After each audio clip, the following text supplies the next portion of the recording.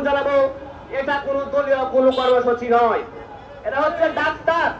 আমাদের স্বাস্থ্য ঠিক যদি না থাকে কিসের রাজনীতি আমাদের বলেন তো? কিসের রাজনীতি?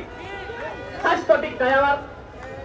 এই ডাক্তারদেরকে মূল্যায়ন করতে হবে এবং ডাক্তারদের বেতন বাধা আরো সুযোগ সুবিধা করতে হবে। কিসের বিষয়ে? ঢাকা মেডিকেল থেকে যে কোনো মেডিকেল কলেজ থেকে পাশ করার সঙ্গে সঙ্গে তাদেরকে সরকারি চাকরি দিতে হবে। আমাদের সংগঠন বাংলাদেশ জাতীয়তাবাদী দল আপনাদের সাথে আছে, থাকবে এবং সরকারকে আবারও আমরা বলতে চাই, আমরা শান্তিপূর্ণ আন্দোলনে বিশ্বাসী।